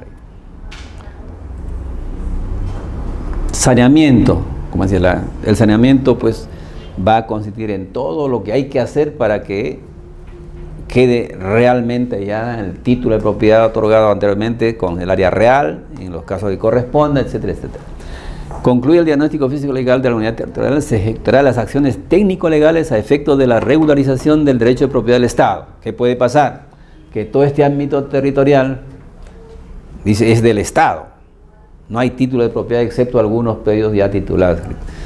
Pero todo lo demás es del Estado, muy bien, es del Estado, pero a ver, demuéstralo pues, ¿no? El Estado somos todos nosotros, pero ¿cómo se demuestra que es nuestra propiedad? Necesitamos un título. Y no solamente el título, sino que tiene que estar inscrito también. No hay título, ni está inscrito, pero es del Estado todo esto. ¿Qué hay que hacer? La inmatriculación, ¿correcto? Identificar el área, ¿cierto? Todo lo que corresponde a la parte técnica. Titulares del Estado, entonces se emitirá una resolución declarando que son tierras de propiedad del Estado y disponiendo su inscripción al registro de pedidos acompañando el plano correspondiente. Entonces, con eso se inscribe. Esa es una acción de saneamiento. Ahora sí, título inscrito a nombre del Estado, con toda razón y con toda justicia, el Estado ya dueño empieza a adjudicar, ¿cierto?, a cada uno de los poseedores, en aplicación de las normas, por supuesto. O sea, la inmatriculación es un acto de saneamiento. Regularización del tracto sucesivo. ¿En qué casos se produce? ¿Qué es el tracto sucesivo? Bueno, no es sino la transmisión sucesiva, una cadena, ¿no?, de derechos. Este señor, el propietario A, mediante un contrato de compra-venta, transfirió el derecho a B, B a C y C a D. ¿Sí? Se trata del mismo predio. Es un documento, una escritura pública que va a determinar que la propiedad del señor A ahora le corresponde a D. Y eso se verifica por la cadena ininterrumpida de transmisiones sucesivas, lo que se conoce pues como el tracto sucesivo. Reversiones. Como comentábamos hace un rato.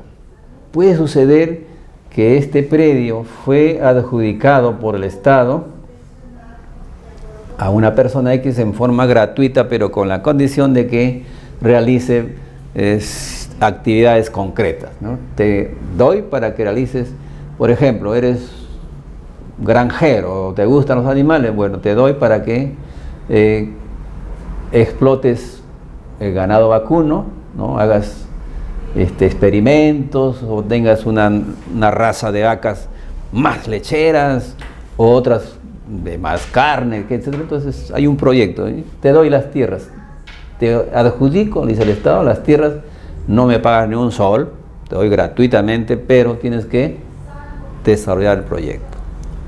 Algo parecido a lo que ocurre con las tierras eriazas, ¿no? Con la diferencia de que en las tierras eriazas pues tiene que hacer una gran inversión de dinero para obtener agua y todo lo demás, pero aquí no, es un predio rústico, ahí tiene agua, tiene todo, entonces se le adjudica con la finalidad de que realice este proyecto. Y todo esto en un plazo de 5 años. Llega el 5.º año y aquí apenas hay una granjita por acá. Todo lo demás, abandonado. ¿Qué ocurre ahí? No se ha cumplido la finalidad de la adjudicación y por tanto el Estado revierte. Dice, no, caduco tu derecho, ya no eres, la adjudicación no ha cumplido con los compromisos asumidos, de manera que nuevamente retomo la titularidad. Doctor, ¿tiene que ser en su totalidad el predio o puede ser mitad de predio? Claro, eso La tercera parte del predio. depende del avance, pues, ¿no? Cuando se va a hacer la reversión, lo primero que se hace es la evaluación del contrato. ¿Qué dice el contrato? Que tenía que construir ¿cuántos galpones? Por decir 10 galpones. Se va a campo y ¿qué encuentra? Un galpón. Claro que el galpón utiliza un área, ¿no? Además de la construcción misma, ¿no? Del galpón mismo, tiene un área pues de seguridad. Por aquí tiene que haber una ¿cómo se llama? Como una especie de tópico, ¿no? Donde van a ir a curarse las enfermas, etc. Entonces, ya pues te reconozco el derecho de propiedad sobre esta área, porque has hecho solamente un galpón. Ya esto, te quedas con esto y todo lo demás revierte a dominio del Estado, ¿sí?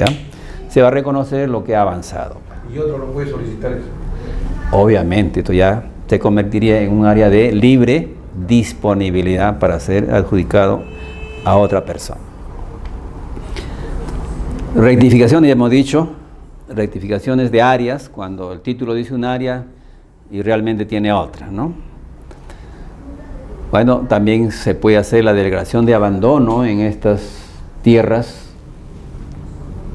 Se adjudicó con una finalidad, abandonaron, no construyeron nada, absolutamente, pues fueron abandonadas, hay que declarar el abandono y por supuesto revertirlas también.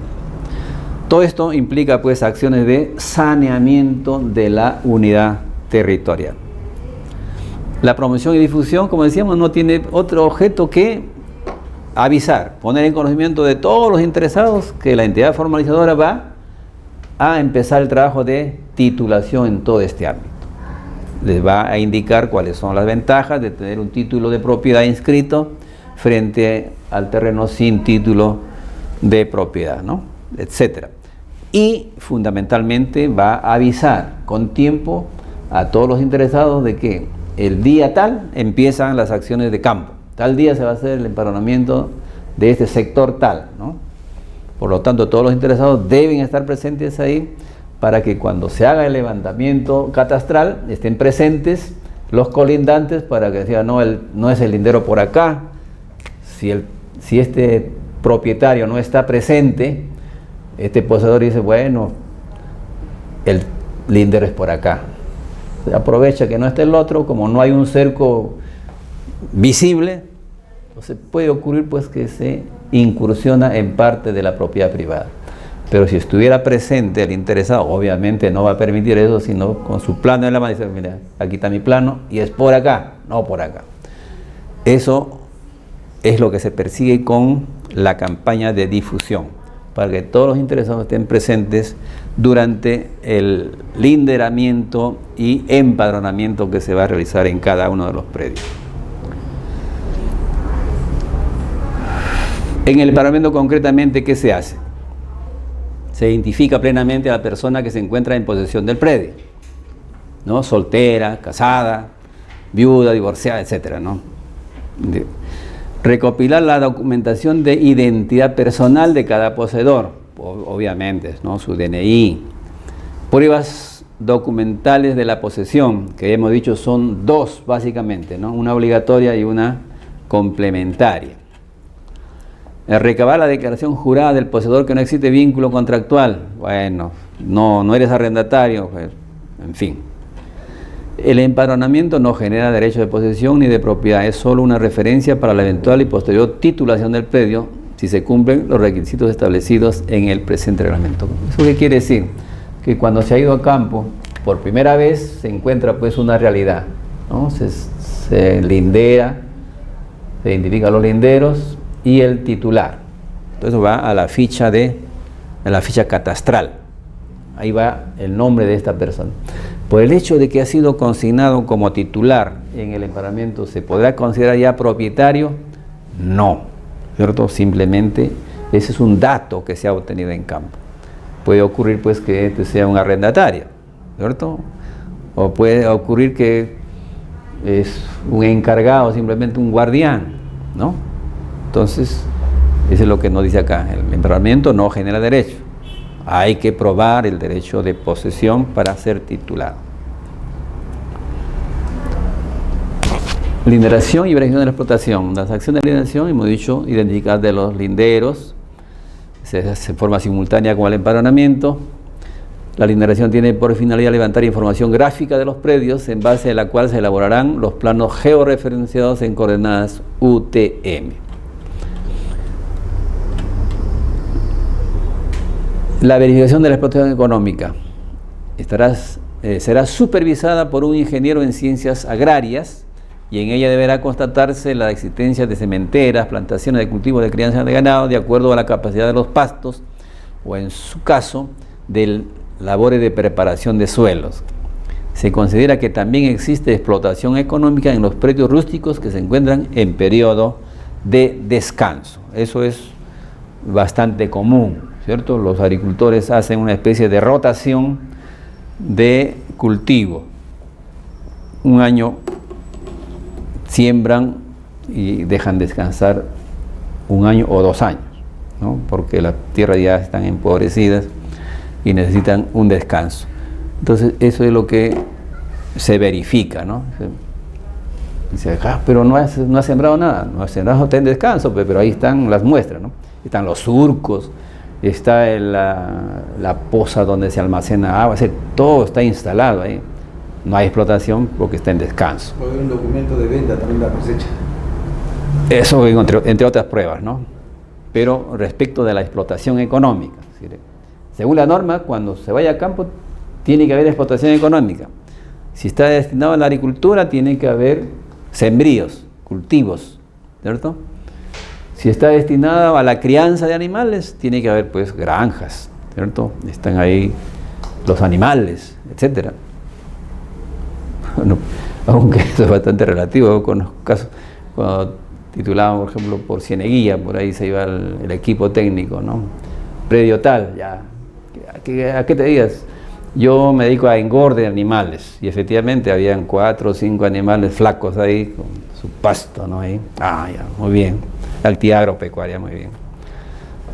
Al siguiente día te ibas a otro predio, encontrabas los mismos animales en el otro predio. Entonces, siempre es la viveza, ¿no? Pero ya cuando uno tiene cierta experiencia y práctica, ya difícilmente puede incurrir en ese error. De lo que se trata es pues, verificar que haya realmente posesión y explotación económica. Si no, pues se va a titular a alguien que nos está engañando. No es así, ¿no es cierto? Elaboración de planos ya es un trabajo técnico, netamente de gabinete, que contiene pues toda la información gráfica del predio, ¿no? Su extensión, su área, su ubicación, sus linderos, etcétera, etcétera. Todo eso contenido en el plano. Doctor, disculpe, ¿y acá en Lima hay tierras así abandonadas todavía? No, creo, ya difícil. No, abandonadas no. Lo que sí hay pues extensiones de tierras que han sido recientemente ocupadas, ¿no? Que no pueden, si se han dedicado a la vivienda, pues no se puede titular porque la norma exige que la posesión sea ejercido hasta el 31 de diciembre de 2004. Si entró en 2005, 2006, todavía no se puede titular. Hay proyectos, dice que el plazo se va a extender hasta el 2010.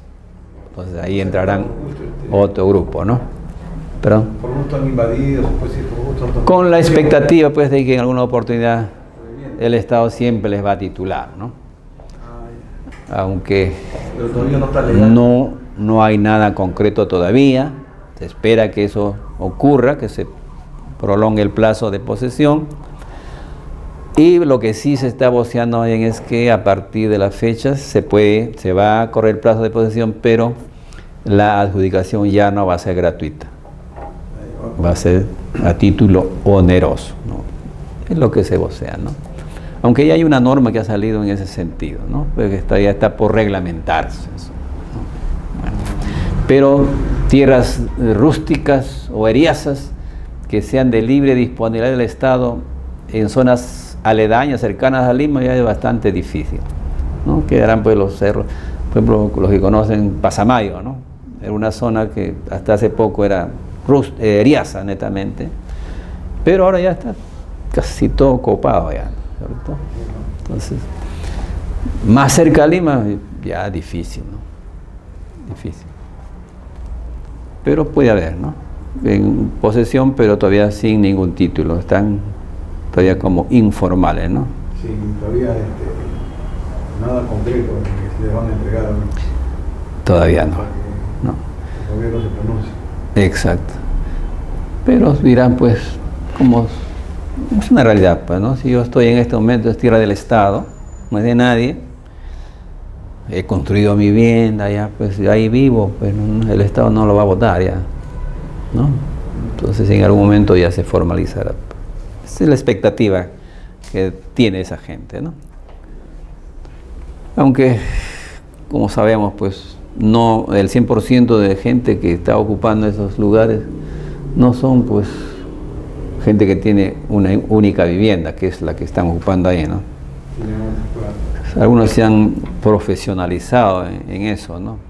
Empezaron hace muchos años con una invasión, terrenos por ahí, 2, 3 lotes para toda la familia.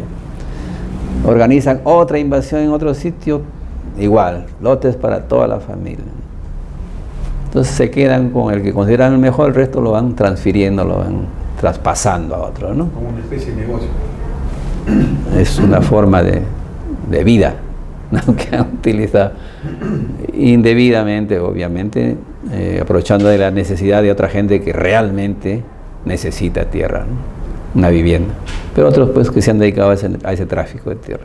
Como la tierra de Asia, por ejemplo. Tierra de Asia, pues ha ocurrido ahí un fenómeno. Esas tierras eran de propiedad comunal, eran de la costa, ¿no?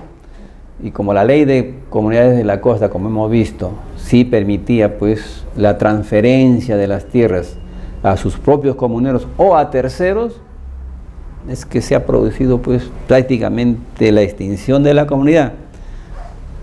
Inmensas extensiones de tierras que tenían unas comunidades en la costa, 20.000, 30.000, 40.000 hectáreas, quizás más, se han quedado reducidos, pues, a 4 o 5 hectáreas, ¿no? Y eso.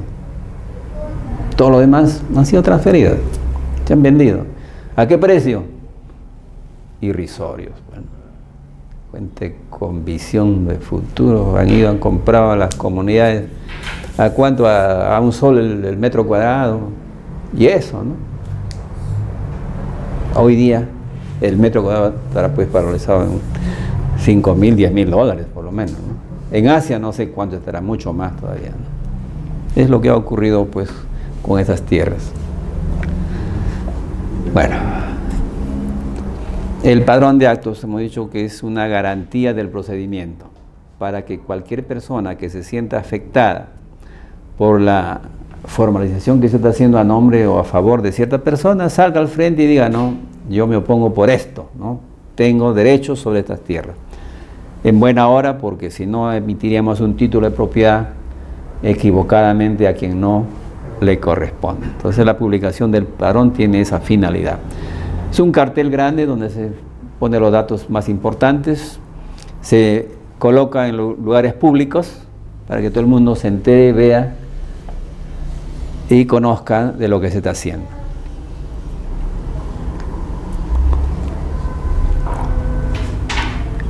¿Qué hacer si se tiene derechos sobre un terreno que está siendo, ¿no?, procesado para titularse a otro?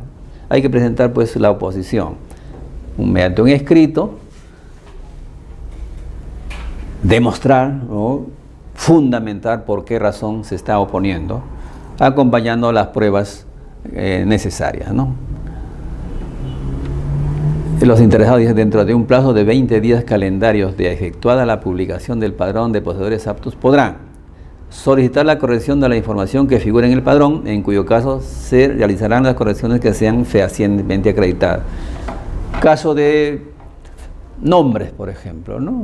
Es muy común que en el momento de hacer el listado, pues, se confunda de los nombres, entonces se publica, dice, no, mi nombre no es así, señor.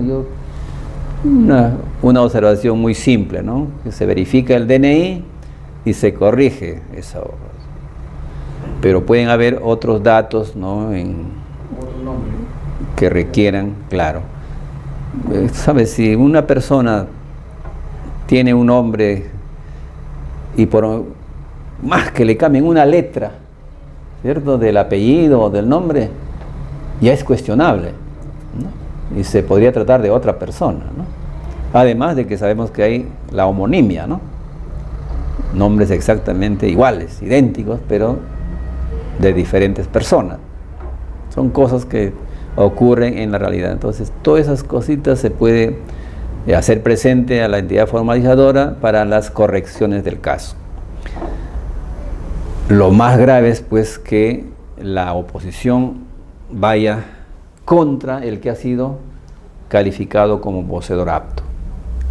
Ahí sí tiene que haber pruebas de que efectivamente el opositor tiene razón para oponerse, en cuyo caso se resolverá y se determinará a quién le corresponde la titulación.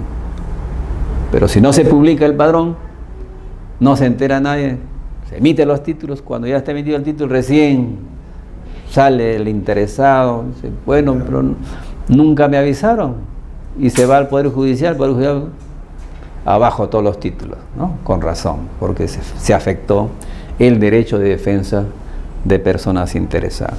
Pero esa es la finalidad de la publicación, que da lugar pues a los recursos, a las observaciones, a la oposición, y que en buena hora debe ser presentada a tiempo, ¿cierto?, antes de emitir el título en forma equivocada.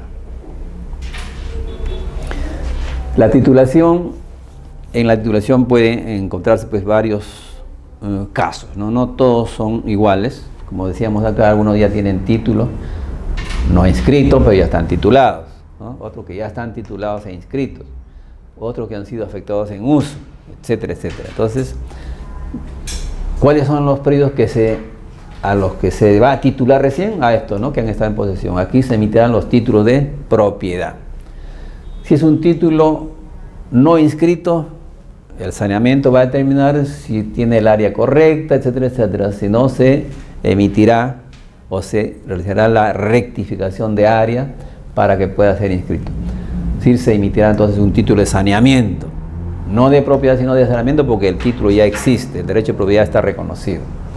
En fin, todos esos casos se tienen que evaluar y tener en cuenta al momento de la emisión de los títulos de propiedad. Título de propiedad sobre predios no titulados. Título de propiedad. Si existiera título de propiedad no inscrito, se emitirá instrumento de formalización a favor del titular de encontrarse en posesión a un este es un caso importante. Si es un título no inscrito, dice, ¿qué puede ocurrir acá? Que cuando se va a campo se encuentra no al propietario, sino a un tercero. Ya, ojo, el predio ya es propiedad privada, está titulado a favor de X, pero en realidad quien lo está trabajando es otra persona. Entonces, cuando el diagnóstico ha determinado que este es un predio ya titulado pero no está inscrito, y cuando se ha ido al empadronamiento se ha encontrado a una persona distinta al propietario que dice el título, entonces ¿qué hay que hacer? En principio, si se trata de una propiedad privada, porque ya ha sido otorgado en propiedad a una tercera persona, obviamente para otorgar el título que corresponde al poseedor, hablamos ya de una prescripción. Entonces no bastará pues, como en este caso, que pruebe 1 año de posesión. Aquí tiene que probar, ¿cuántos? 5 años. Eso es lo que nos dice la norma, ¿no? Se emitirá el instrumento de formalización a favor del titular de encontrarse en posesión a un tercero. De ser procedente, se formalizará su situación mediante el procedimiento de prescripción. Es lo que corresponde. Pero si estuviese registrado ya no hubiese nada que hacer tampoco. Igual, si estuviera titulado e inscrito, pero en posesión real está otra persona, igual, aquí tiene que hacerse también la prescripción. Con la diferencia de que aquí está inscrito en la propiedad y acá está titulado pero no inscrito. Pero en ambos casos no está el titular en posesión sino un tercero. Y en ambos casos hay que proceder a la verificación de la posesión de 5 años y todos los requisitos de la prescripción. También dice, se emitirá el instrumento de formalización a favor del actual titular cuando se acredite el tracto sucesivo, ¿no? Es lo que decíamos. Título está titulado a favor de A, pero cuando llegamos al pedido está D. ¿Será un poseedor? No, es propietario porque él ha adquirido válidamente el derecho de propiedad. Si aquí hay tracto sucesivo.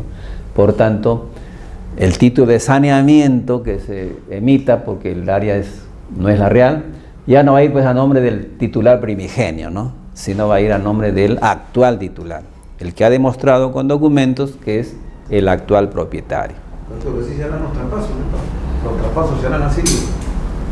Por decir, el señor que tiene el título y no está inscrito, después traspasar a otra persona, por supuesto, como dueño. Sí. Y le cobran un dinero por ahí.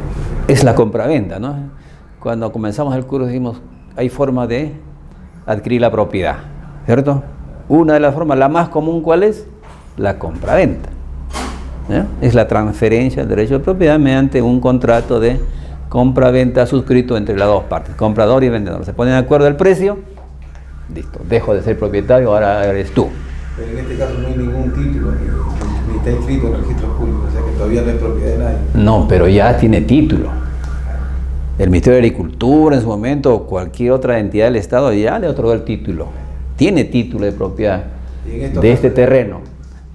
Los de acá, los que no tienen título ni están inscritos. Por eso, ¿qué están comprando ellos? Una propiedad no inscrita, ¿cierto? Pero son propietarios. En el Perú, la inscripción registral no es constitutiva de derechos, dice, sino es solamente de publicidad, ¿no? Registral. Claro que es mucho más conveniente tener el título de propiedad, pero inscrito, ¿no es cierto? Pero en ambos casos aquí, bajo ese principio, son propietarios.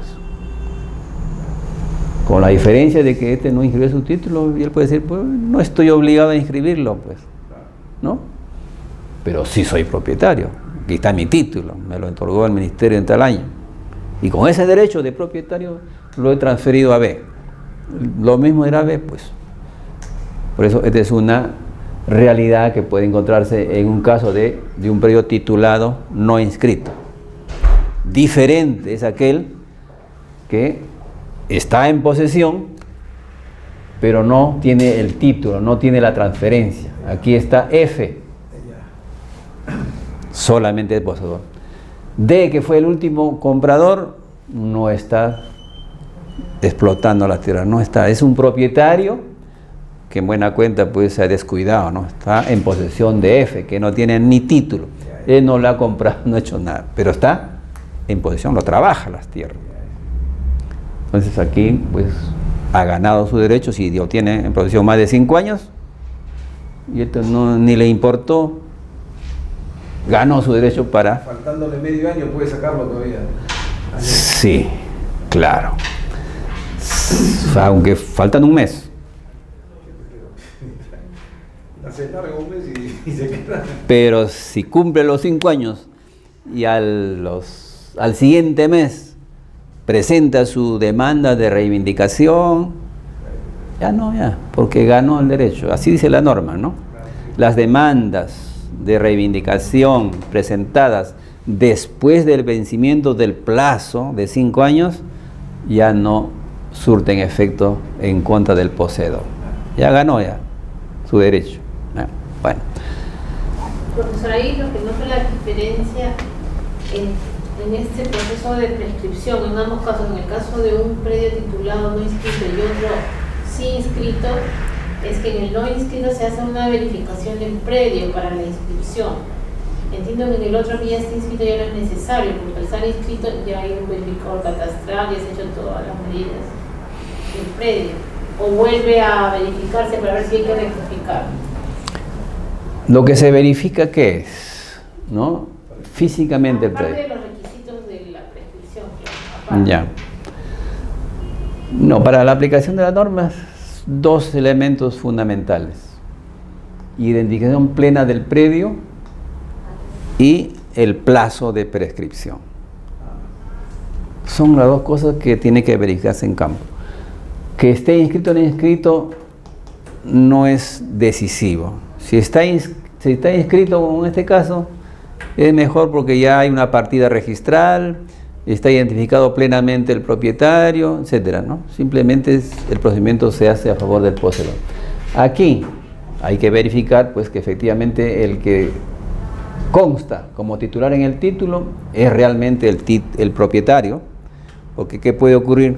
Que B puede presentarse, dice, yo soy el propietario, pero la realidad es que ya no es propietario porque él ha transferido su derecho de propiedad. Pero en ambos casos, ¿qué es lo que se va a prescribir? Lo que se va a prescribir el derecho sobre estas tierras. Y en el procedimiento de prescripción, que también tiene su etapa, que lo vamos a ver ya en la siguiente sesión, de publicación de la resolución.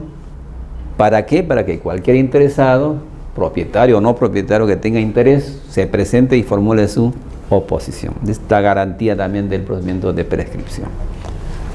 Bien. Creo que la hora nos va a ganar.